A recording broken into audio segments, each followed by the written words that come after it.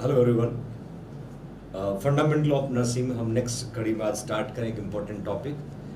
Last class में आपने देखा होगा हमने introduction of fundamental of nursing पढ़ा, जिसमें बहुत सारे कॉम्पिटिटिव एग्जाम बेस्ड क्वेश्चन भी हमने डिस्कस किए, जिसमें कई बार एग्जाम में पहले क्वेश्चन पूछे जा चुके हैं।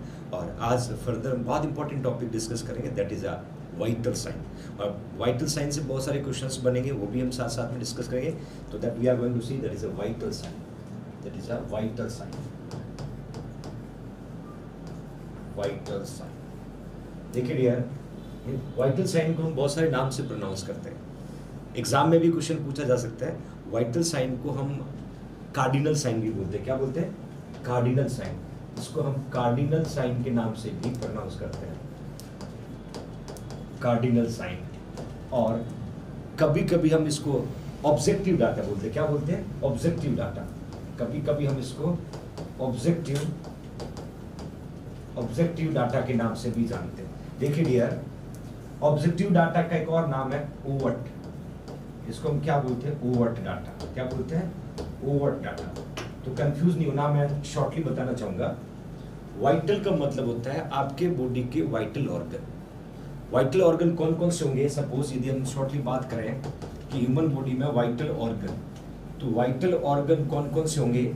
फॉर एग्जाम्पल हार्ट है, देन माय डियर लंग्स है, देन माय डियर लिवर है, देन माय डियर किडनी है, इवन माय डियर ब्रेन है। ये पांच आपकी बॉडी में वाइटल ऑर्गन है। इन पांचों वाइटल ऑर्गन में कुछ भी फिजियोलॉजिकल और पैथोलॉजिकल चेंजेस होता है, तो उन चेंजेस को रिफ्लेक्ट कौन करता है? जो साइन होता है, जो रिफ्लेक्ट करने वाले साइन होते हैं, that is a vital sign. Temperature, pulse, respiration और ब्लड प्रेशर। सिंपल वे में याद रखना, वाइटल साइन का मतलब the sign are responsible to reflect dysfunction या रिफ्लेक्ट चेंजेस, फिजियोलॉजिकल और pathological changes into the body organ. वो ऑर्गन कौन से? Vital organ. उन ऑर्गन में कुछ भी चेंजेस हो जाता है, उस चेंजेस को रिफ्लेक्ट करने वाले साइन को हम वाइटल साइन बोलते हैं। क्या बोलते हैं? Vital sign. दूसरी बात, कार्डिनल साइन। कार्डिनल का मतलब होता है main things, main sign which is responsible to reflect. एक और टर्म्स पुट किया, ऑब्जेक्टिव। देखिए, ऑब्जेक्टिव का मैंने दूसरा नाम लिखा ओवर डाटा। ऑब्जेक्टिव को याद रखना, what we are observe. Objective का मतलब क्या है? What we are observe. हम जो ऑब्जर्व करते हैं, इसको हम क्या बोलते हैं? Objective data. जैसे आपने सुना होगा सब्जेक्टिव डाटा। सब्जेक्टिव का मतलब होता है जो पेशेंट बताता है। जैसे टिनिटस सब्जेक्टिव डाटा का एग्जांपल है। जो पेशेंट बताता है वो सब्जेक्टिव डाटा, जो हम ऑब्जर्व करें जैसे ऑब्जेक्टिव डाटा। तो सिंपली ये क्वेश्चन यहाँ पर बन सकता है कि vital sign is also known as, तो आपको लिखना कार्डिनल साइन। या पूछे वाइटल साइन कौन सा डाटा है, तो आपको आंसर लिखना ऑब्जेक्टिव डाटा। आपको आंसर क्या लिखना? Objective data. ये सिंपल टर्म्स हुआ, वाइटल साइन, ऑब्जेक्टिव डाटा और कार्डिनल साइन। अब हम फर्दर देखते हैं कि वाइटल साइन क्या है। यदि हम बात करें वाइटल साइन की मीनिंग का बात करें कि वाइटल साइन क्या है, वाइटल साइन क्या रिफ्लेक्ट करेगा? Simple reflection of any changes in body vital organ. आपके बॉडी में वाइटल ऑर्गन कौन थे? हमने 5 ऑर्गन बताया। शॉर्टली में फिर से लिखता हूं। फॉर एग्जाम्पल हार्ट हो गया, फॉर एग्जाम्पल किडनी हो गया, लिवर हो गया, लंग्स हो गया और ब्लड हो गया। और sorry, not we can say blood, heart हो गया। इन पांचों ऑर्गन में कुछ भी चेंजेस होता है, उस चेंजेस को रिफ्लेक्ट करने वाले साइन को हम क्या बोलते हैं? Vital sign. साइन को हम क्या बोलते हैं? Vital sign. अब शॉर्टली बताना चाहूंगा वाइटल साइन कौन कौन से होते हैं। यदि वाइटल साइन की बात करें तो सबसे पहले वाइटल साइन कौन होगा? टेम्परेचर। सबसे पहले वाइटल साइन कौन होगा? टेम्परेचर। देखिए डियर, हम आगे टेम्परेचर को डिटेल में डिस्कस करेंगे। टेम्परेचर को हम तापमान बोलते हैं। टेम्परेचर को हम क्या बोलते हैं? तापमान। और टेम्परेचर का मतलब होता है the balance between heat production and heat loss. Simple meaning, temperature का मीनिंग यदि हम चाहें तो यहां लिख सकते हैं, the balance between heat production heat production and heat loss. Exactly, there's a meaning. Heat production और हीट लॉस के बीच के जो दोनों को बनाए रखने का काम होता है, दैट इज अ टेम्परेचर. तो टेम्परेचर क्या बताता है? हीट प्रोडक्शन और हीट लॉस के बैलेंस को रिफ्लेक्ट करता है. हीट प्रोडक्शन कम हुआ तो टेम्परेचर फ्लक्चुएट करेगा, हीट लॉस ज़्यादा हुआ तो टेम्परेचर कहीं न कहीं रिफ्लेक्ट करेगा. टेम्परेचर के अलावा दूसरी बात हम यहाँ पर देखेंगे, टेम्परेचर के बाद दैट इज अ पल्स. हमने बहुत बार पढ़ा होगा TPR BP, PULS. पल्स का वो बोल सकते हैं नाड़ी. पल्स को हम क्या बोलते हैं? नाड़ी. देखिए पल्स क्या होता है? जब लेफ्ट वेंट्रिकल कॉन्ट्रैक्ट होता है, हार्ट में जब लेफ्ट वेंट्रिकल कॉन्ट्रैक्ट होता है, एक कॉन्ट्रैक्शन पे जो अमाउंट एंटर होता है इनटू द सिस्टमिक सर्कुलेशन, उसको हम स्ट्रोक वॉल्यूम बोलते हैं. क्या बोलते हैं? स्ट्रोक वॉल्यूम बोलते हैं. When the left ventricle going to be contracted, flow enter किया, then rises and fall down. एक वेव बनता है, राइजेस एंड फॉल डाउन. और वो वेव क्या रिफ्लेक्ट करता है? पल्स को. क्या रिफ्लेक्ट करता है?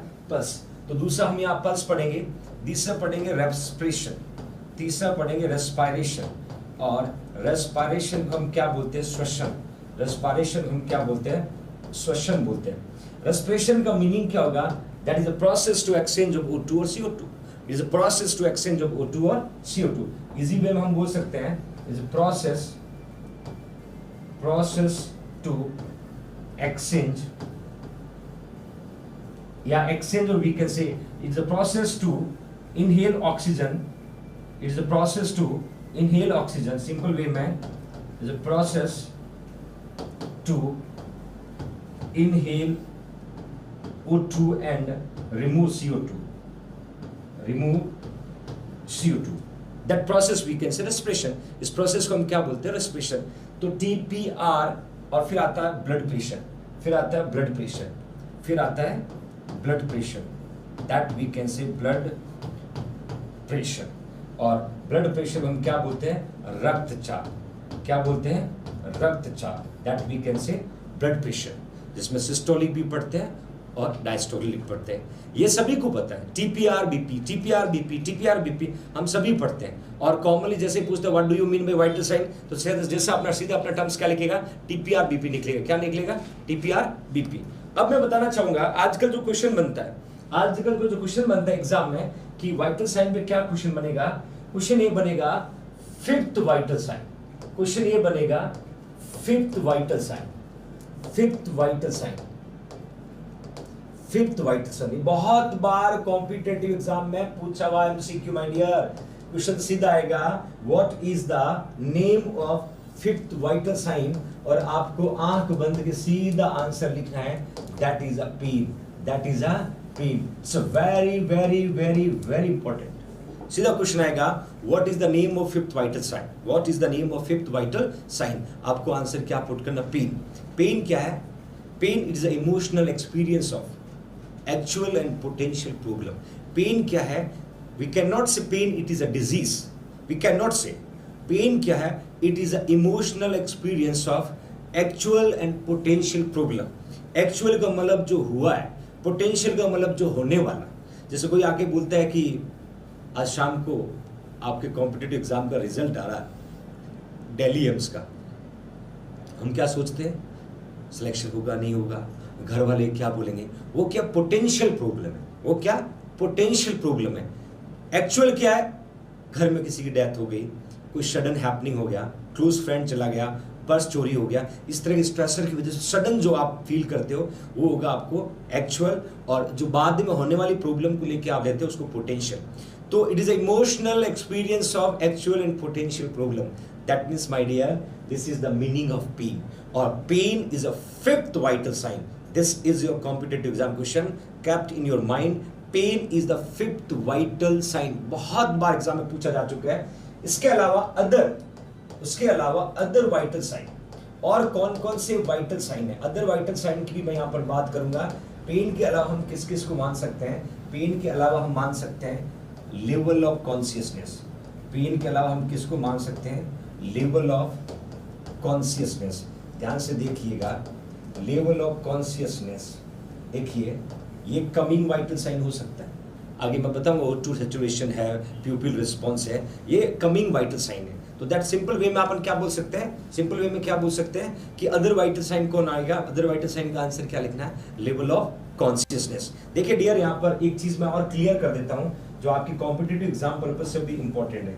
जैसे हम बात करें कॉन्शियसनेस, जैसे हम बात करें कॉन्शियसनेस, कॉन्शियसनेस की बात करें और हम वही बात करें अनकॉन्शियसनेस, हम वही बात करें अनकॉन्शियसनेस। देखिए कॉन्शियसनेस और अनकॉन्शियसनेस में जाना बहुत जरूरी है।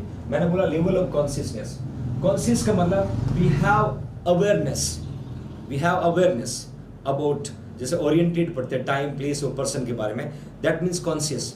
अब अनकॉन्शियस की यदि बात करते हैं, यदि हम अनकॉन्शियस की बात करते हैं, हम अनकॉन्शियसनेस की बात करते हैं, कॉन्शियसनेस, और एक दूसरा टर्म यहां पर हम पढ़ेंगे कॉमा, दूसरा टर्म यहां पर पढ़ेंगे कॉमा। इन दोनों पे कॉम्पिटिटिव एग्जाम में क्वेश्चन बनता है और मैं शॉर्टली आपको बताना चाहूंगा what is the difference between that, what is the difference between that. ध्यान से देखिएगा, बहुत इजी टर्म्स है और दो क्वेश्चन यहां पर हम क्लियर कर लेंगे एग्जाम पर्पस ऑफ व्यू से। अनकॉन्शियसनेस क्या है, यहां देखना, it is a state of mind, it is a state of mind, it is a state.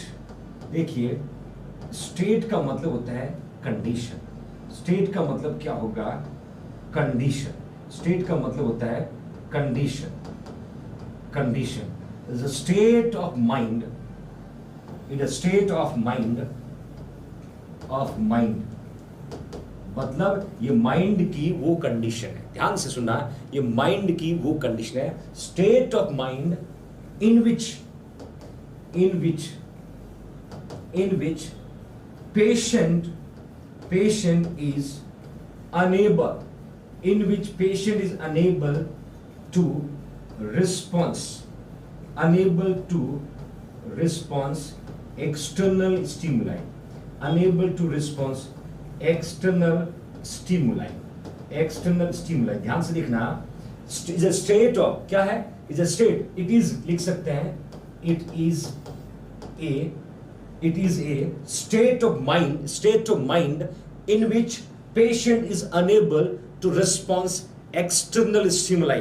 कोई भी बार की external stimuli को patient respond नहीं कर पा रहा है, that condition we can say unconsciousness। for example pin, prick, touch, मतलब आपको पिंच किया, आपको प्रिक किया, आपको टच किया, और इवन हॉट और कोल्ड, हॉट और कोल्ड, इन सब में जैसे आपको टच किया but you can not able to respond, you can not able to response. ये माइंड की वो कंडीशन है जहां पर मरीज किसी भी बाहर की स्टिमुलाई को रिस्पॉन्ड नहीं कर पाता। In English is a state of mind in which patient is unable to respond to external stimuli, that condition is unconsciousness. That means my dear, that condition will present, that condition will present for few seconds, few minutes और few hours। ध्यान से देखना, ये condition कुछ second, कुछ minute, कुछ घंटों तक ही होती है। That is unconsciousness। If we are going to be completed one day, that condition will enter into the coma। वो क्या कहलाएगी, कोमा में चला जाएगा। मतलब 23 घंटे 59 मिनट 59 सेकंड तक अनकॉन्शियसनेस कहलाता है।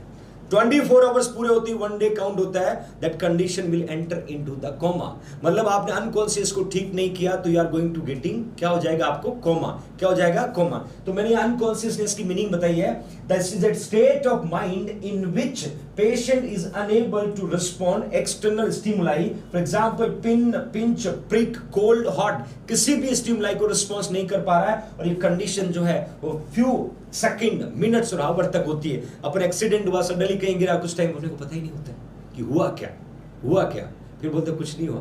वो अनकॉन्शियसनेस का स्टेट होता है, वो अनकॉन्शियसनेस की कंडीशन होती है। That's getting everyone, I think समझ में आ गया होगा सभी को। अब क्या होता है, यदि आपने अनकॉन्शियसनेस को ट्रीट नहीं किया तो पेशेंट को क्या हो जाएगा, कोमा। पेशेंट किस में चला जाएगा, कोमा में। शॉर्टली मैं बताना चाहूंगा नेक्स्ट टर्म्स का meaning, that is a coma, that is a coma. देखिए डियर, कोमा की यदि मैं बात करूं तो आपको सीधे क्या लिखना है, इज अ स्टेट ऑफ, ध्यान से देखना, state of unconsciousness, state of unconsciousness. मतलब ये कॉमा जो है, ये कौन सी स्टेट का मतलब क्या होता है? कंडीशन। तो कॉमा किसकी कंडीशन है? अनकॉन्शियसनेस की कंडीशन है। अनकॉन्शियसनेस को जब हम ट्रीट नहीं कर पाए तो पेशेंट किस में चला गया?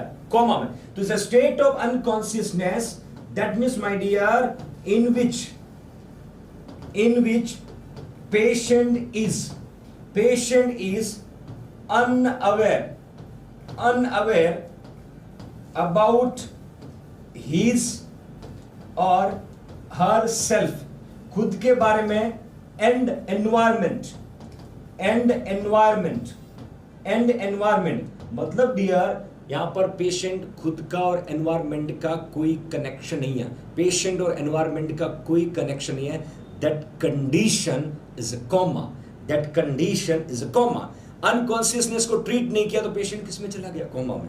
पेशेंट किस में चला गया? कॉमा में। और ध्यान रखना, ये जो कॉमा है, कॉमा की यदि हम बात करें तो coma my dear that will be present, coma जो है that will be present for days, week, month and even year। मतलब कॉमा वो कंडीशन है कुछ दिनों तक, कुछ सप्ताह, हफ्ते तक, कुछ महीनों तक, कुछ सालों तक प्रेजेंट हो सकती है। डिफरेंस क्लियर हो जाना चाहिए। अनकॉन्शियसनेस माइंड की कंडीशन थी, कॉमा अनकॉन्शियसनेस की कंडीशन थी। दूसरा, अनकॉन्शियसनेस शॉर्ट टर्म के लिए होता है, कॉमा लॉन्ग टर्म के लिए होता है। आई होप आप समझ पा रहे होंगे जो चीजें मैं आपको बताना चाह रहा हूं, दोनों को डिफरेंस यहाँ पर मैंने डिस्कस किया। तो that means my dear other vital sign यहाँ पर कौन आ गया? Level of consciousness, level of consciousness. इसके अलावा यदि हम फर्दर देखें कि लेवल ऑफ कॉन्शियसनेस के अलावा किस किस को आ सकते हैं हम बोल सकते हैं नेक्स्ट स्किन कलर। नेक्स्ट कौन आ सकता है? Skin colour. स्किन का कलर इंडिकेट कर सकता है इंजरीज को। नेक्स्ट थर्ड नंबर पे कौन आ सकता है? O2 saturation. O2 सैचुरेशन, देखिए डियर, O2 सैचुरेशन मतलब होता है O2 कैरिंग कैपेसिटी। यदि हम O2 सैचुरेशन की बात करें तो नॉर्मल यदि O2 सैचुरेशन देखें, नॉर्मल किसमें देखें? इन्फेंट में या चिल्ड्रन में या अडल्ट में नॉर्मल हम O2 सैचुरेशन की बात करें तो इनमें नॉर्मल O2 सैचुरेशन कितना होता है? आप बोल सकते हो 95 to 100%, 95 to 100%, या सिंपल वे में ये भी बोल सकते हो 96 to 100। कभी कभी अलग अलग बुक में अलग अलग क्वेश्चन आपको मिलेगा 95 to 100%, मतलब 95 से 100%, और अदर वर्ड में हम बोल सकते हैं 96 to 100। उसके अलावा कभी कभी आपको क्वेश्चन इस फॉर्म में पूछा जा सकता है कि नियोनेट, देखिए मोर देन 91% इन नियोनेट का मतलब बच्चे की उम्र जो है वो 7 से 28 डेज की, 7 से 28 डेज की है। तो नियोनेट का जो नॉर्मल O2 सैचुरेशन होता है वो मोर देन 91% होता है। दूसरा आपने सुना होगा साइनोटिक और acyanotic heart disease. Even my dear minimum जो है मोर देन 60% नॉर्मल किस में होता है? साइनोटिक हार्ट डिजीज में। साइनोटिक हार्ट डिजीज हम पीडियाट्रिक में और डिटेल में पढ़ेंगे। ये पैरामीटर मैं इसलिए बता रहा हूँ कि नॉर्मल कभी कभी पूछेंगे इन्फेंट का O2 सैचुरेशन, कभी चिल्ड्रन का, कभी अडल्ट का, तो सीधा 95 से 100% लिखना है। कुछ बुक्स में 96 से 100 तो भी करेक्ट है। यदि नियोनेट का पूछे तो मोर देन 91%, यदि साइनोटिक हार्ट डिजीज का पूछे more than 60%, that will be normal O2 saturation. तो O2 saturation one of the coming vital sign. उसके अलावा क्या आ सकता है? उसके अलावा सकता है प्यूपिल रिस्पॉन्स। उसके अलावा क्या आ सकता है? प्यूपिल रिस्पॉन्स। ये मैंने क्यों बता रहा हूँ? क्योंकि आने वाला टाइम है। देखिए ये मैं इसलिए बता रहा हूँ कि आने वाला टाइम जो है उसमें कमिंग वाइटल साइन की वैल्यू बढ़ेगी कि और कौन कौन से वाइटल साइंस है जिसको आने वाले टाइम हम डेफिनेशन में ऐड कर सकें। अभी प्रेजेंटली आपके पास वाइटल साइन कौन था?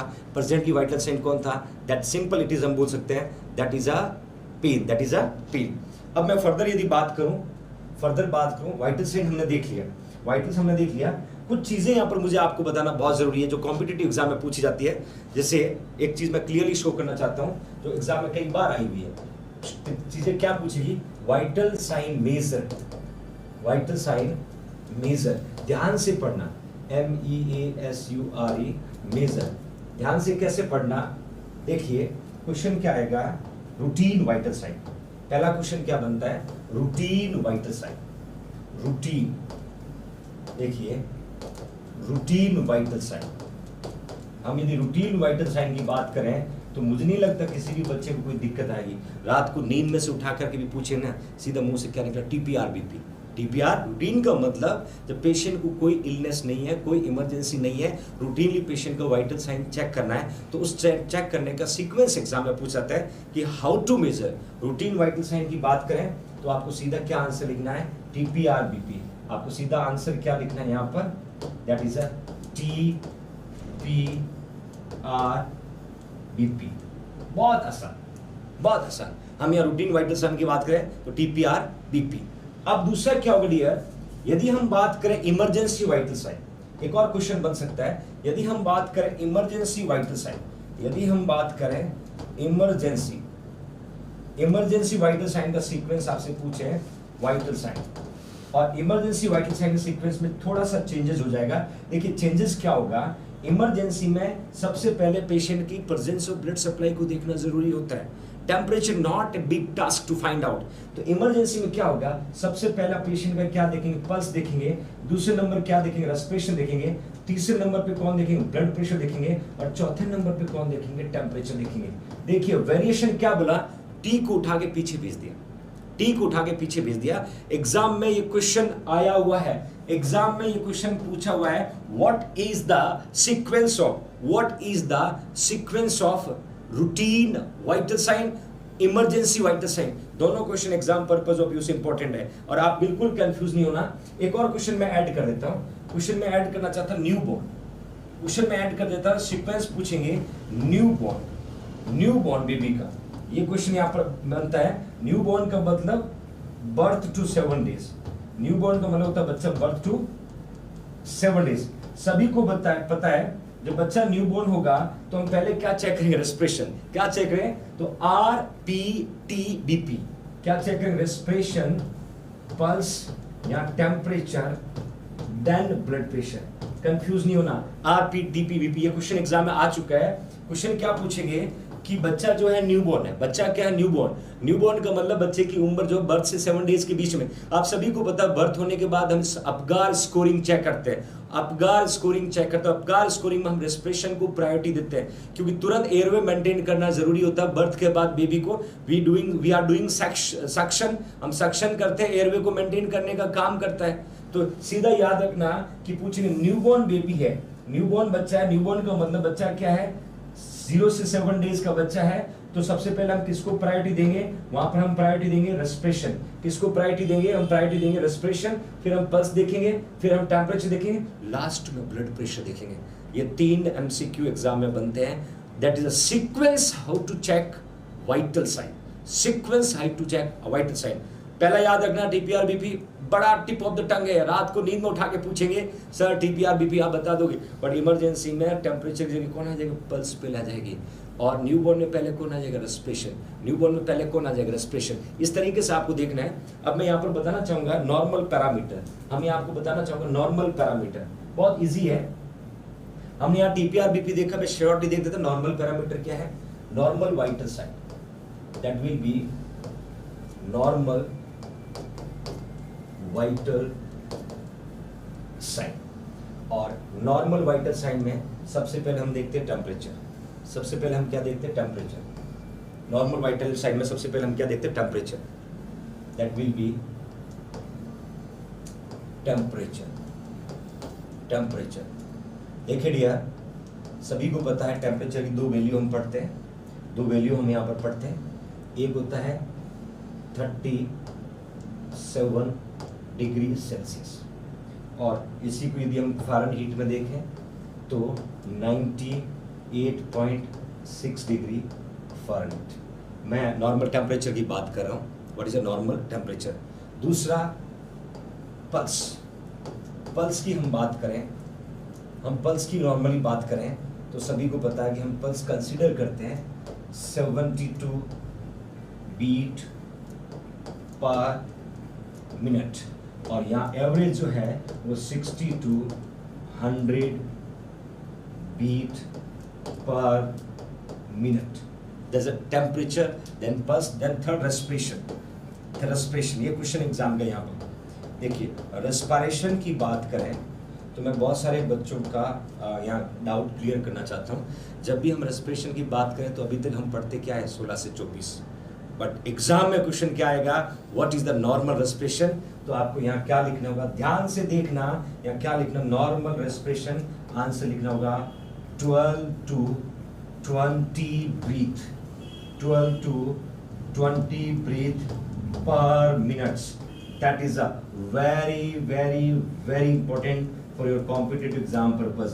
हम वही रटा रटाया बोलते हैं 16 से 24, बट अडल्ट का नॉर्मल रेस्पिरेशन कितना होगा, 12 से 20 होगा. बार बार बता रहा हूँ. एक और चीज़ मैं यहाँ कंसिडर करता हूँ, एक और चीज़ बताना चाहूँगा. जैसे हम लोग पढ़ते हैं मॉर्फिन सल्फेट, मॉर्फिन सल्फेट हम किसी पेशेंट को देते हैं तो मॉर्फिन सल्फेट जो ड्रग है वो रेस्पिरेटरी डिप्रेसिव ड्रग होती है. कौन सी होती है, रेस्पिरेटरी डिप्रेसिव. क्योंकि जैसे पेशेंट एमआई का पेशेंट है, मॉर्फिन सल्फेट दिया, कैंसर में भी मॉर्फिन सल्फेट यूज़ करते हैं. तो मॉर्फिन सल्फेट देखते समय हम पेशेंट का रेस्पिरेटरी रेट मॉनिटर करते हैं. रेस्पिरेटरी रेट क्यों मॉनिटर करते हैं, क्योंकि morphine sulphate respiratory depression cause करती है, और जैसे ही पेशेंट का रेस्पिरेटरी रेट डिक्रीज होता है तो हम मॉर्फिन सल्फेट को बंद कर देते हैं, मॉर्फिन सल्फेट को बंद कर देते हैं. क्योंकि नॉर्मल रेस्पिरेशन हमने क्या पढ़ा, 12 से 20, 12 से नीचे रेस्पिरेशन आती है, आपको मॉर्फिन सल्फेट क्या करना, बंद कर देना है. और यही मॉर्फिन सल्फेट यदि आपकी 10 से नीचे आ जाए, मतलब मॉर्फिन सल्फेट की वजह से रेस्पिरेशन 10 से नीचे आ जाता है, उसको रेस्पिरेटरी डिप्रेशन कहते हैं. क्या कहते हैं, रेस्पिरेटरी डिप्रेशन. ये नर्सिंग रिस्पॉन्सिबिलिटी मैं इसलिए आपको बता रहा हूँ. 12 से कम आते ही बंद कर देना है, 10 से कम आते ही इंडिकेट करा पेशेंट को क्या हो, रेस्पिरेटरी डिप्रेशन. ओके फाइन, ये तो बात होगी नॉर्मल रेस्पिरेशन. अब यार बात करते हैं ब्लड प्रेशर. अभी हम बात करते हैं normal blood pressure, that will B blood pressure. Number 4, blood pressure. Blood pressure जिसको हम क्या बोलते हैं, रक्तचाप, जिसको हम क्या बोलते हैं, रक्तचाप. ब्लड प्रेशर की यदि हम यहाँ बात करें, normal blood pressure, then my dear, normal blood pressure आप सभी को पता है 120/80. 120 क्या सिस्टोलिक है, 80 क्या डायस्टोलिक है. That will be mm of Hg. This is the normal blood pressure. This is the normal blood pressure. आप सभी को पता होगा, सिस्टोलिक को 120 बोलते हैं जो टॉप नंबर ऑफ रीडिंग होती है, डायस्टोलिक 80 बोलते हैं जो बॉटम नंबर ऑफ रीडिंग होती है. एक क्वेश्चन क्या बनेगा, क्वेश्चन ये बनेगा कि आपको ब्लड प्रेशर यहाँ ऐसे नहीं पूछेंगे कि नॉर्मल ब्लड प्रेशर कितना होता है, आपको पूछेंगे किलो पास्कल में कितना होता है. तो 16/11 kPa, 16/11 kPa. kPa का मतलब होता है किलो पास्कल. kPa का मतलब क्या होता है, किलो पास्कल. और किलो पास्कल जब हम देंगे कितना होगा, 16/11. 16/11. एक और चीज मैं यहाँ क्लियर करना चाहता हूँ. देखिए डियर, 1 जो है 1 kPa, 1 kPa बराबर लगभग 7.35, एक average amount mm of Hg होता है. अब आप आइडिया लगा सकते हो, 1 किलो पास्कल में 7.35 mm ऑफ Hg, ये एक एवरेज है. हम यदि सिंपली बात करें कि 1 किलो पास्कल में कितना होता है, तो 7.35 mm ऑफ Hg. आप कन्वर्ट कर सकते हो, आप चेंज कर सकते हो, आप काउंट कर सकते हो, तो that will be easy to remember. I hope आपको समझ में आ रहा होगा. ये मैंने यहाँ पर बात किसकी की, मैंने बात की कि what is the normal blood pressure, what is the normal blood pressure. ये क्वेश्चन एग्जाम में पूछा जाता है, ये क्वेश्चन एग्जाम में पूछा जाता है. किलो पास्कल, केपीएल का मतलब किलो पास्कल. तो ये तो शॉर्टली इंट्रोडक्शन था वाइटल साइन. अब हम इसमें पैरामीटर क्या देखा, टेम्परेचर देखा, पल्स देखा, रेस्पिरेशन देखा, ब्लड प्रेशर देखा. तो हम यहाँ फर्दर पैरामीटर को स्टार्ट करते हैं. सबसे पहले हम स्टार्ट करते हैं टेम्परेचर. सबसे पहले हम किसको स्टार्ट करते हैं, टेम्परेचर. वाइटल साइन का फर्स्ट पार्ट है, उसको हम स्टार्ट करते हैं, that will B temperature. Temperature, और इसको हम बोल सकते हैं तापमान. क्या बोल सकते हैं, तापमान. अब टेम्परेचर के बारे में बहुत सारी चीजें कॉम्पिटिटिव एग्जाम पर्पस से हम डिस्कस करते हैं. देखिए टेम्परेचर में क्या करता है, टेम्परेचर क्या रिस्पॉन्स करता है, measure balance between heat production और हीट लॉस। सिंपली इसकी मीनिंग की मैं यदि बात करूं, इसकी मीनिंग की बात करूं तो टेम्परेचर क्या करता है, ये मेजर करता है, that will be measure balance between heat production, balance between heat production and heat loss आपकी बॉडी में। मैं बताऊंगा हीट प्रोडक्शन मैकेनिज्म कौन होता है, हीट लॉस का मैकेनिज्म कौन होता है। हीट प्रोडक्शन और हीट लॉस, इन दोनों के बैलेंस को मेजर कौन करता है, टेम्परेचर। मेजर कौन करता है, टेम्परेचर। ध्यान रखना, सीधा मीनिंग पूछते हैं what do you mean by temperature, to measure the balance between heat production और हीट लॉस। यहाँ छोटी छोटी 2-3-4 चीजें मैं आपके साथ डिस्कस करना चाहूंगा जो एग्जाम पर्पज ऑफ व्यू से इंपॉर्टेंट है, जो कई बार एग्जाम में पूछी जा चुकी है। अब क्वेश्चन क्या बनेगा, यहाँ पर क्वेश्चन ये बनेगा कि who is the temperature regulatory organ. Question क्या बनेगा, टेम्परेचर रेगुलेटरी ऑर्गन, तो आपको आंसर क्या लिखना है, हाइपोथैलेमस। हाइपोथैलेमस सीधा क्या लिखना है, हाइपोथैलेमस जो है इसको हम क्या बोलेंगे, टेम्परेचर रेगुलेटरी ऑर्गन। क्या बोलेंगे, टेम्परेचर रेगुलेटरी ऑर्गन। ये एग्जाम का क्वेश्चन है जो बार बार पूछा जाता है। टेम्परेचर रेगुलेटरी ऑर्गन मतलब टेम्परेचर को रेगुलेट करने वाला ऑर्गन कौन है, हाइपोथैलेमस। टेम्परेचर को रेगुलेट करने वाला ऑर्गन कौन है, हाइपोथैलेमस। अब आप नर्वस सिस्टम में पढ़ते हो हाइपोथैलेमस, नर्वस सिस्टम में पढ़ते हो, ब्रेन का पार्ट है हाइपोथैलेमस। हाइपोथैलेमस और भी बहुत सारे काम करता है, बट हम यहाँ पर यदि वाइटल साइन की बात करते हैं तो we are discussing which is belong from the vital sign. अब मैं मजेदार एक बात बताना चाहूंगा आपको, यदि देखें हम हाइपोथैलेमस की यदि हम बात करें, यह आपका हाइपोथैलेमस था, हाइपोथैलेमस था। सभी को पता है हाइपोथैलेमस नर्वस सिस्टम का पार्ट है, इसका पार्ट है नर्वस सिस्टम। हाइपोथैलेमस में फर्दर 2 डिवीजन देखना, जैसे हम पढ़ते मेडुला ऑब्लांगेटा, जैसे हम पढ़ते पॉन्स में भी 2 पार्ट्स होते हैं, हाइपोथैलेमस में भी 2 पार्ट्स होते हैं, एंटीरियर हाइपोथैलेमस और posterior hypothalamus.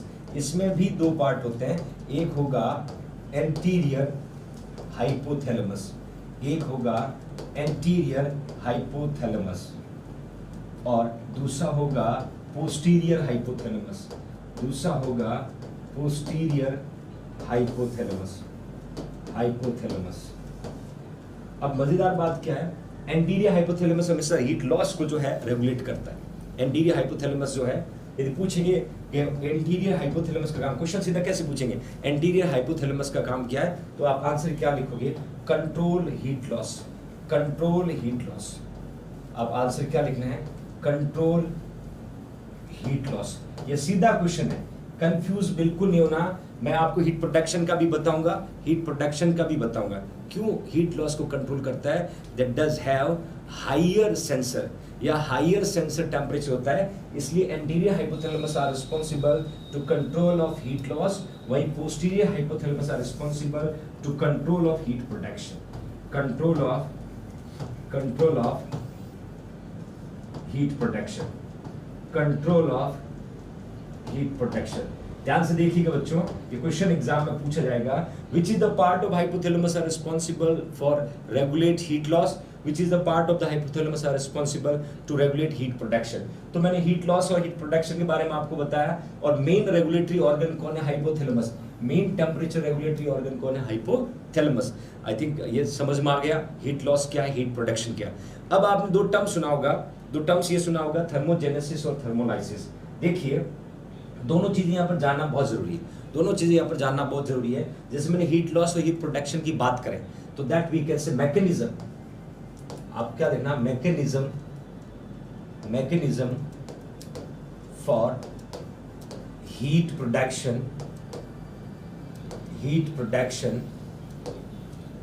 And heat loss. और मैं मेंशन करना चाहूंगा, पहले यहां पर देखता हूं हीट प्रोडक्शन। यदि हम देखें हीट प्रोडक्शन और एक हम देखेंगे हीट लॉस, दूसरा मैकेनिज्म हम देखेंगे हीट लॉस। आपने एक टर्म सुना होगा, टर्म्स ये कहता है थर्मोजेनेसिस। टर्म्स क्या अपना, थर्मोजेनेसिस। देखिए डियर, थर्मोजेनेसिस थर्मोजेनेसिस। ध्यान से देखना, ये टर्म सीधा एग्जाम में पूछा जाता है। ये टर्म आपको सीधा एग्जाम में पूछा जाएगा कि what do you mean bye thermogenesis, what do you mean bye thermogenesis. देखिए थर्मोजेनेसिस क्या है, it is a chemical process. याद रखना, it is a chemical process for heat production, heat production. ध्यान से समझना माय डियर, ये सीधा एग्जाम का क्वेश्चन है। और यहां पर आपको जिस टर्म पे आपको फोकस करना है वो टर्म क्या, केमिकल प्रोसेस। याद रखना, थर्मोजेनेसिस का मतलब it is the chemical process. मतलब आगे पढ़ेंगे कौन कौन से मैकेनिज्म जो है हीट प्रोडक्शन में रोल प्ले करते हैं, कौन कौन से मैकेनिज्म जो हीट लॉस में रोल प्ले करते हैं, मैं क्लियरली आपको डिस्कस करूंगा। बट यहाँ इतना याद रखना है, थर्मोजेनेसिस का मतलब होता है it is a process to responsible, it is a process to production of heat, that is a thermogenesis. एक और टर्म्स यहाँ पर हम पढ़ते हैं थर्मोलाइसिस, दूसरा टर्म यहाँ पर हम पढ़ते हैं थर्मोलाइसिस। दूसरा टर्म्स क्या है, थर्मोलाइसिस। ध्यान से देखिएगा, थर्मोलाइसिस। देखिए थर्मोलाइसिस और लाइसिस वर्ड कहीं पर भी आता है, इसका मतलब कुछ न कुछ क्या हो रहा है, लॉस हो रहा है, कुछ न कुछ क्या हो रहा है, लॉस। तो आपको यहाँ क्या लिखना है, it is a physical process. देखिए यहाँ पर आप फर्क देखिएगा, it is a physical process of heat loss. देखिए डियर, मैंने एक बार आपको केमिकल प्रोसेस बताया, दूसरी तरफ मैंने आपको फिजिकल प्रोसेस बताया। ये दोनों में डिफरेंस जानना बहुत जरूरी है। थर्मोजेनिस फॉर एग्जांपल मैं बताऊं कि T3 और T4 का प्रोडक्शन बढ़ा, बेसल मेटाबॉलिक रेट बढ़ी और टेम्परेचर बढ़ा, ये केमिकल प्रोसेस है।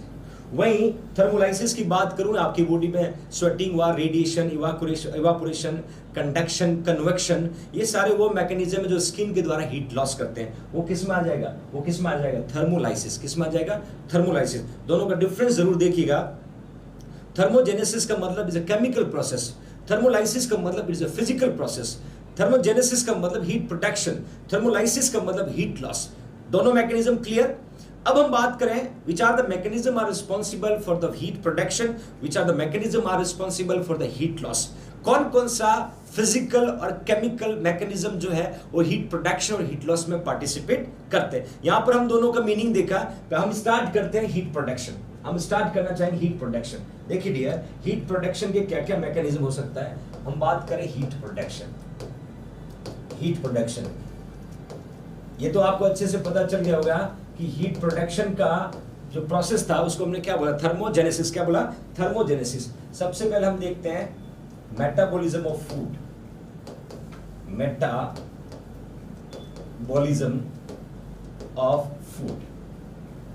देखिए फूड की बात करें, यहां पर फूड में क्या क्या फूड कर सकते हैं हम लोग। फूड में कार्बोहाइड्रेट आ जाएगा, कार्बोहाइड्रेट का मेटाबॉलिज्म हीट प्रोडक्शन बढ़ाता है, क्योंकि आप सभी को पता है 1 ग्राम जो कार्बोहाइड्रेट है वो लगभग 4 किलो कैलोरी क्या देता है, एनर्जी देता है। ये क्वेश्चन भी आता है एग्जाम में, ये क्वेश्चन भी एग्जाम में पूछा है कि 1 ग्राम कार्बोहाइड्रेट कितना किलो कैलोरी देता है, तो आपको आंसर लिखना 4 किलो कैलोरी। क्या लिखना है, 4 किलो कैलोरी। दूसरी बात मैं यहाँ पर करूँ, कार्बोहाइड्रेट के बाद मतलब प्रोटीन, कार्बोहाइड्रेट के बाद मतलब प्रोटीन, और प्रोटीन भी जो है 1 ग्राम प्रोटीन जो है ये भी 4 किलो कैलोरी देता है। कितना देता है, 4 किलो कैलोरी। 1 ग्राम प्रोटीन जो है ये भी 4 किलो कैलोरी देता है। और थर्ड जो मैं पुट कर देता हूँ फैट, फिर प्रोटीन को शॉर्टली बताना चाहूंगा। फैट थर्ड जो है, फैट जो है 1 ग्राम फैट जो है ये 9 किलो कैलोरी देता है। कितना देता है, 9 किलो कैलोरी देता है। और ये कब होगा, मेटाबॉलिक प्रोसेस के बाद। ये एग्जाम का क्वेश्चन है, ये आपका एग्जाम का क्वेश्चन है। सीधा पूछेंगे 1 ग्राम fat give how much kilo calorie. This is your competitive exam question कि 1 ग्राम फैट 9 देता है, कार्बोहाइड्रेट 4 देता है, प्रोटीन 4 देता है। एक शॉर्टली एक और बात यहाँ पर आपको प्रोटीन से मुझे याद आई जो बताना चाहूंगा, जो एग्जाम में कई बार पूछी जा चुकी है। मैं यहाँ पर शॉर्टली डिस्कस कर लेता हूँ आपके साथ, फर्दर अपने और पढ़ेंगे। ये जो प्रोटीन है इसको साइड में आप नोट करना, इसके नीचे मत लिखना, साइड में अपने नोट्स में नोट करना, ताकि सीधा क्लिक हो जाएगा। क्वेश्चन आते हैं कि सर ने ऐसा बताया था। इसके नीचे हम फर्दर मैकेनिज्म पढ़ेंगे। एक पेपर में एक और चीज में बताना चाहूंगा। जब भी आप मेरी क्लास को अटेंड करते हैं, जब भी आप मेरी क्लास को नोट करते हैं, जो अपन नोटबुक होता है, नोटबुक में ऊपर की जो एरिया होता है उसको मैं छत बोलता हूँ। क्या बोलता हूँ? छत। जैसे ही मैं आपको पढ़ाते पढ़ाते बहुत सारे इंपॉर्टेंट पॉइंट बताता हूँ, उसको छत पे नोट कर देना। मतलब रेड लाइन का ऊपर वाला खाली एरिया जिसको छत बोलते हैं। जैसे मैं जब टीच करूँगा, टीचर हूँ, दिमाग में बहुत सारी चीज़ें आएगी और चीज़ें वही आती जो एग्जाम में बार बार पूछी जाती है। तो मेरे प्यारे फ्यूचर नर्सिंग ऑफिसर से रिक्वेस्ट है कि जो भी चीज़ें मैं आपको साथ में एडिशनल बताता हूँ उसको छत पे लिखना। जब भी कोई कॉम्पिटिटिव एग्जाम का पेपर देने जाते हैं तो तुरंत पेपर खोलते दिमाग में क्या आता है कि वो यहाँ पर लिखा हुआ था, सर ने वहाँ पर क्लास में बताया था। ये चीज़ें बहुत ज़्यादा इंपॉर्टेंट है। It need to be correlate, then only we are getting selection. तब हम जाके सिलेक्शन कर पाते हैं। तो मैं पूरा भरोसा करूँगा आप पे, क्योंकि जैसे ही आप क्लासेस को पढ़ना स्टार्ट करोगे और एक वीक का टाइम होगा तो मैं एक टेस्ट लेके आऊँगा आपके सामने, आपके पूरा हिसाब लूँगा कि आपने किया क्या एक वीक में। तो इसका विशेष ध्यान रखिएगा आप लोग। मैंने यहाँ पुट किया प्रोटीन। नॉर्मली जो प्रोटीन होता है, एक क्वेश्चन आता है कि normal requirement of protein in adult. ये सीधा क्वेश्चन आया हुआ है, इन अडल्ट।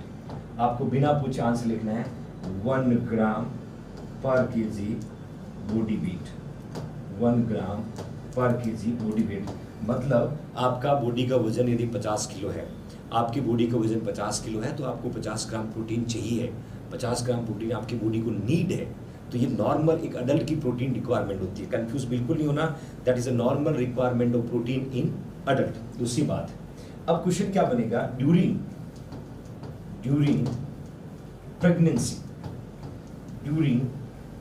प्रेगनेंसी ये जो रिक्वायरमेंट है 1 ग्राम तो रहेगा, प्लस क्या हो जाएगा 15 ग्राम, प्लस क्या हो जाएगा 15 ग्राम। अब क्वेश्चन आएगा कि ड्यूरिंग प्रेगनेंसी प्रोटीन की रिक्वायरमेंट कितनी बढ़ जाती है, 15 ग्राम।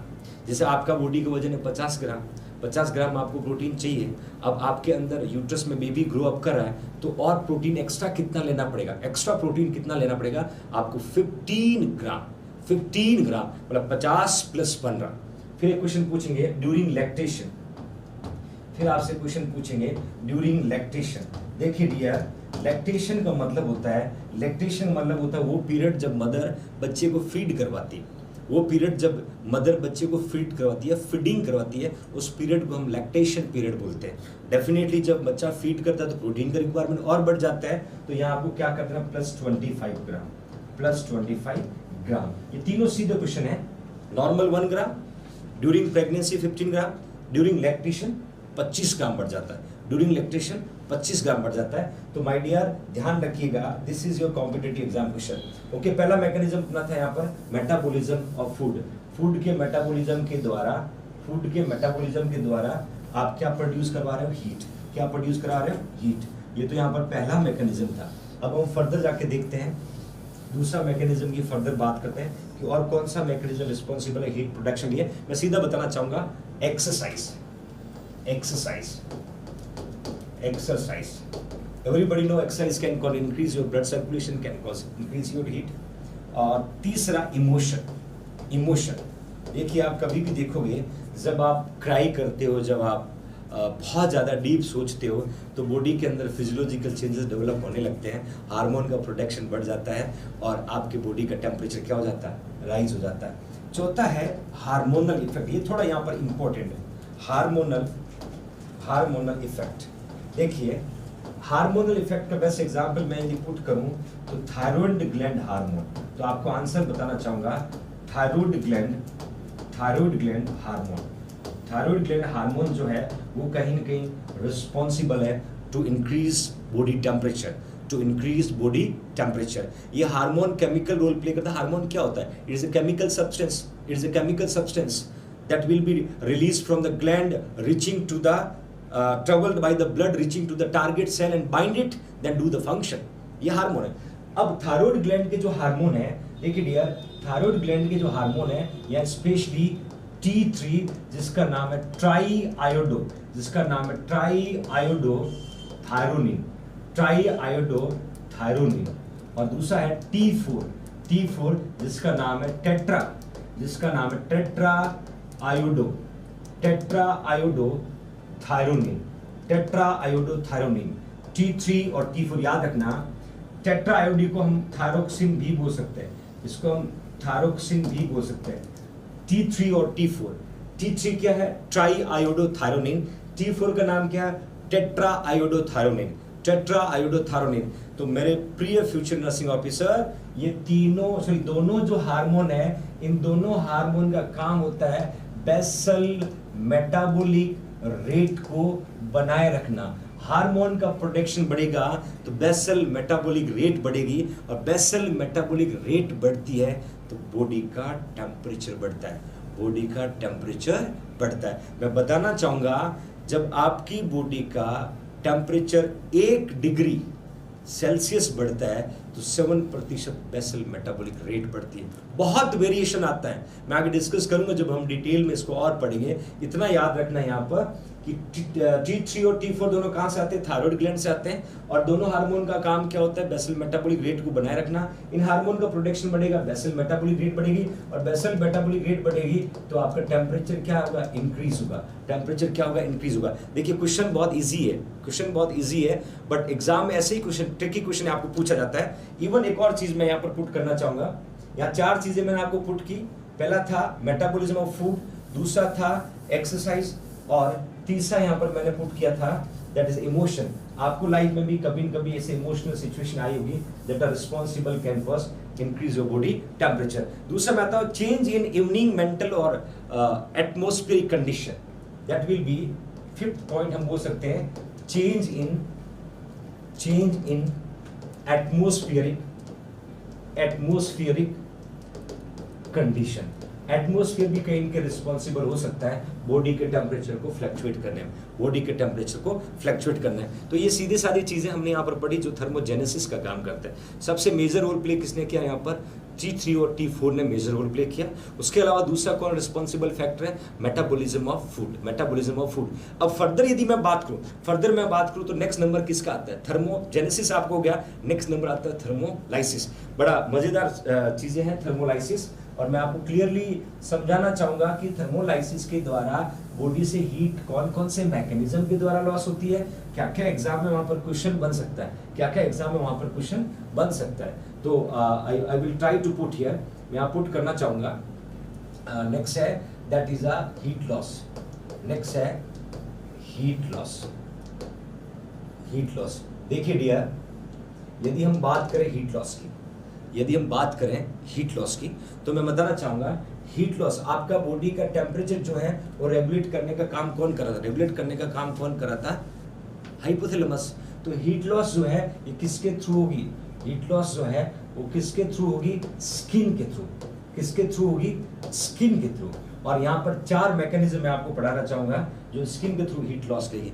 एक छोटा सा पैथोफिजियोलॉजी है, जैसे आपका बॉडी टेम्परेचर बढ़ता है that will be increase body temperature, जैसे आपका बॉडी टेम्परेचर बढ़ेगा increase body temperature। आप सभी को है पता है बॉडी टेम्परेचर जैसे ही बढ़ेगा तो आपकी ब्लड वेसल्स क्या होगी? Warm.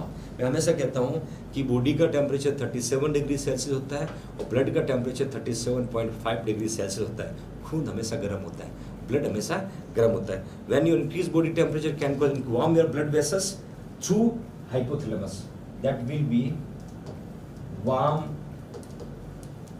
blood vessels through hypothalamus,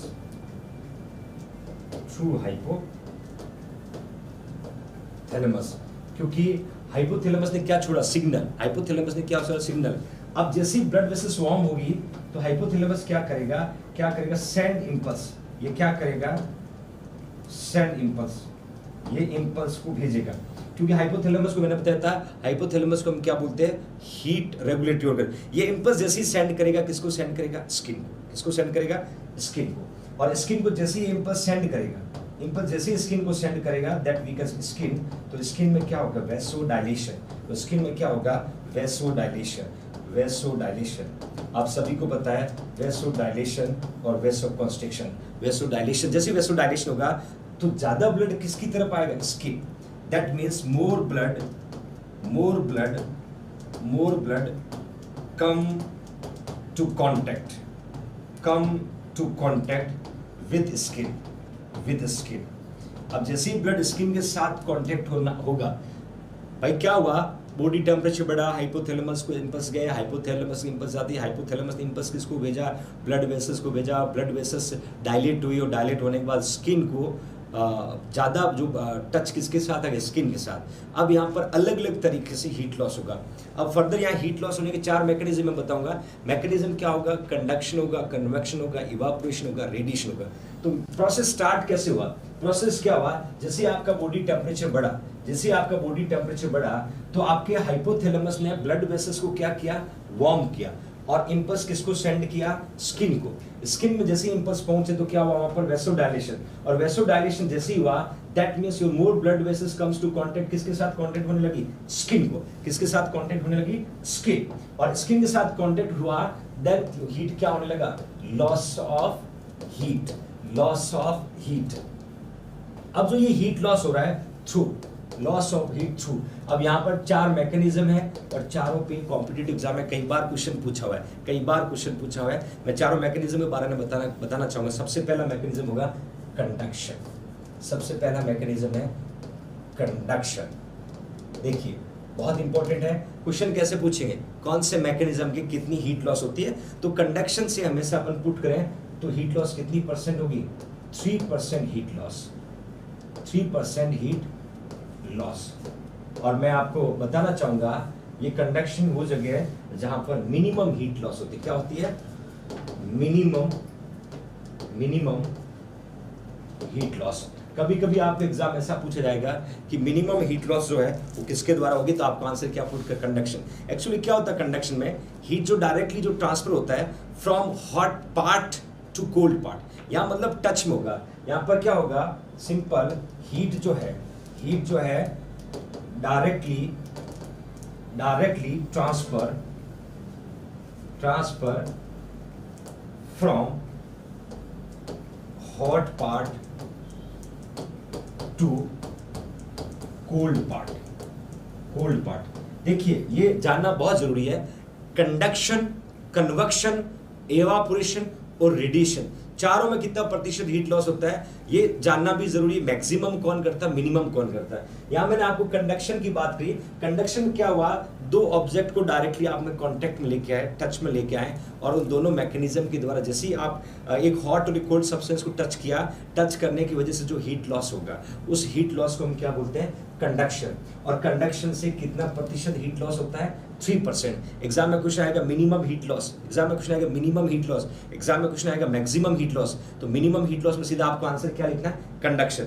answer क्या लिखना है, कंडक्शन।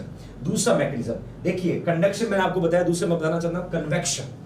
दूसरा जो है उसको हम कन्वेक्शन बोलते हैं। क्या बोलते हैं, कन्वेक्शन। और कन्वेक्शन जो है इसके द्वारा लगभग जो हीट लॉस होता है वो 15% होता है। कितना होता है, 15। देखिए परसेंट बहुत इंपॉर्टेंट है, परसेंट बहुत इंपॉर्टेंट है। जब हीट लॉस की बात करें कितना परसेंटेज हीट लॉस होती है, कन्वेक्शन। देखिए मैं बताना चाहूंगा, आप लोग कहीं गार्डन में बैठे हो, ठंडी हवा चल रही है और एयर के द्वारा जो हीट लॉस हो रहा है, एयर के द्वारा जो हीट लॉस हो रहा है उसको हम क्या बोलते हैं, convection. That means loss of heat by the circulating air, by the circulating air। जब ठंडी एयर सर्कुलेट हो रही है जिसकी वजह से आपकी बॉडी से हीट लॉस हो रही है, ठंडी एयर सर्कुलेट हो रही है जिसकी वजह से आपकी बॉडी की हीट लॉस हो रही है, दैट काइंड ऑफ लॉस को हम क्या बोलते हैं, पहले मैंने conduction, that will B convection, that will B convection. और कन्वेक्शन के द्वारा कितना प्रतिशत हीट लॉस हो रही है, 15%। कितना प्रतिशत हीट लॉस हो रही है, 15%। द नेक्स्ट मैकेनिज्म है evaporation. Third one we can say evaporation. नाम से ही पता चल रहा है इवापोरेशन। देखिए इवापोरेशन आप सबको पता है, भाप के द्वारा, स्टीम के द्वारा। और इवापोरेशन में बात करूंगा तो 22%। कितनी हीट लॉस हो रही है, 22%। परसेंटेज ऑफ जानना बहुत जरूरी है। That means substance from the liquid state to change into the vapour. Simple, substance from liquid stage to change in vapor। Liquid से यदि वेपर भाप बन के उठ जाएगा, लिक्विड से वेपर में चेंज होगा, that process that process we can say evaporation. मैं तीनों चीजें फिर से शॉर्टली डिस्क्राइब कर रहा हूं। सबसे पहले मैंने बताया था यहाँ पर कंडक्शन। कंडक्शन में क्या होता है, एक ऑब्जेक्ट और दूसरा ऑब्जेक्ट दो आपस में टच करेंगे तो हीट लॉस होगा। डायरेक्ट टच करने की वजह से जो हीट लॉस होगा, डायरेक्ट टच करने की वजह से जो हीट लॉस होगा वो होगा दैट विल बी कंडक्शन, होगा कंडक्शन। Then convection. कन्वेक्शन का मतलब होता है सर्कुलेटिंग एयर। आप कहीं गर्म जगह बैठे हो, ठंडी एयर सर्कुलेट हो रही है, आपकी बॉडी से हीट लॉस हो रही है, वो कन्वेक्शन। और इवापोरेशन का मतलब क्या होता है, सिंपली मैंने बताया लिक्विड स्टेज से आपको किसमें चेंज होना, वेपर में। लिक्विड से जब वेपर में चेंज होता है, बेस्ट एग्जांपल है that we can see convection. Last आता है रेडिएशन। लास्ट आता है रेडिएशन, जो सबसे इंपॉर्टेंट है, जो सबसे इंपॉर्टेंट है रेडिएशन। रेडिएशन देखिए डियर, रेडिएशन जो है, रेडिएशन के द्वारा 60% हीट लॉस होता है और इसी को बोलते हैं मैक्सिमम हीट लॉस।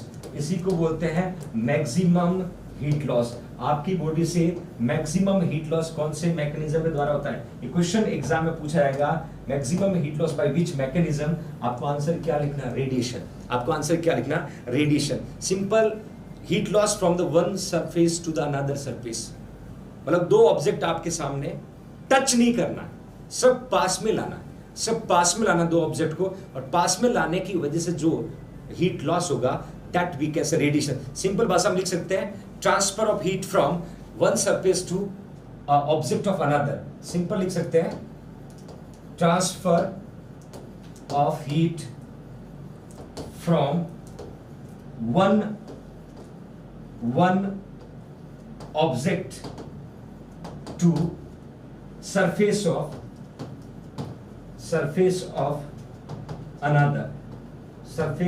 another। एक देखिए क्या बोला है, एक सरफेस से दूसरे सरफेस, ये दो ऑब्जेक्ट मेरे पास, एक ठंडा है एक गर्म है, दो ऑब्जेक्ट मेरे पास में लेके आया हूं, और दो ऑब्जेक्ट जैसे ही मेरे पास में आएंगे, दोनों ऑब्जेक्ट जब पास में, टच नहीं करना है, और उस समय जो हीट लॉस होती है माय डियर, वो सबसे ज्यादा 60% हीट लॉस होती है। तो यहाँ पर चार चीजें मैंने आपको बताई, कन्वेक्शन था, कंडक्शन था, इवापोरेशन था और radiation. Convection, conduction, evaporation, radiation. सबसे पहली बात है कंडक्शन, जिसमें कम से कम हीट लॉस होती है 3%, सबसे ज्यादा हीट लॉस किसमें होती है, रेडिएशन होती है। और ये चार वो मैकेनिज्म है जिसके द्वारा आपकी स्किन से क्या होता है, हीट लॉस होता है। स्किन से क्या होता है, हीट लॉस होता है। देखिए माय डियर, कुछ चीजें मैं और यहाँ पर बताना चाहूंगा। एक तो स्किन के द्वारा आपने हीट लॉस किया, उसके अलावा आपकी बॉडी में कुछ और वे है जहां से फ्लूइड लॉस होता है, तो फ्लूइड के लॉस के साथ हीट लॉस भी होती है, फ्लूइड लॉस के साथ हीट लॉस भी होती है। जैसे मैं फर्दर बात करूं थ्रू द सेकंड नंबर। पहला मैंने क्या बताया, पहला मैंने बताया था बाय स्किन, पहला मैंने आपको बताया था बाय स्किन। और सेकंड की मैं बात करूं बाय स्टूल बोल सकते हैं, है ना। तो स्टूल के द्वारा लगभग 100 to 200 ml क्या लॉस होता है, फ्लूइड लॉस होता है। क्या लॉस होता है, फ्लूइड लॉस होता है। इसके अलावा यदि मैं बात करूं बाय द लंग्स, देखिए दो चीजें आपको याद रखना है, लंग्स के द्वारा और वी कैन से किडनी के द्वारा। लंग्स के द्वारा और किडनी के द्वारा। बाय द लंग्स हम बात करें तो 400 to 600 ml क्या लॉस होता है, फ्लूइड। 400 to 600 ml क्या लॉस होता है, फ्लूइड होता है। इवन मैं यहाँ पर ये भी बात कर सकता हूँ, स्किन मैंने जैसे अभी पढ़ा, आपसे पर्टिकुलर पूछा जाए तो 600 to 800 ml, 800 ml क्या लॉस होता है, फ्लूइड लॉस होता है। और वहीं यदि मैं बात करूँ किडनी, वहीं 4 नंबर पे मैं बात करूँ किडनी से लगभग 1500 ml वाटर क्या होता है, लॉस होता है। तो ये वो बॉडी के आउटपुट निकलने वाले पार्ट होते हैं। आपकी बॉडी में आप चल पड़ता है इनटेक और आउटपुट वाला वो हिस्सा होता है जहां से आपकी बॉडी में फ्लूइड लॉस होता है। स्टूल में लगभग 100 से 200 ml फ्लूइड लॉस होता है, वहीं लंग्स के द्वारा 400 से 600 ml फ्लूइड लॉस होता है, स्किन के द्वारा 600 to 800। इस लॉस को हम इनविजिबल और इनसेंसिबल लॉस बोलते हैं, इनविजिबल और इनसेंसिबल लॉस बोलते हैं। और किडनी के द्वारा लगभग 1500 यूरिन आपका लॉस होता है। कितना होता है, 1500। कितना लॉस होता है, 1500। तो यहां तक मैंने अभी आपको बताया कि वाइटल साइन क्या होता है। वाइटल साइन में हमने बेसिक चीजें पढ़ी, उसमें आपने देखा इमरजेंसी वाइटल साइन क्या होता है, न्यूबॉर्न में कौन सा होता है, रूटीन कौन सा होता है। फिर हमने स्टार्ट किया टेम्परेचर का मीनिंग देखा, हीट प्रोटेक्शन मेथड देखा, हीट लॉस मेथड देखा। हीट लॉस में 4 फर्दर मैकेनिज्म हमने पढ़ा। अब नेक्स्ट क्लास में हम फर्दर पढ़ेंगे। आज अभी यहीं तक। Thank you so much.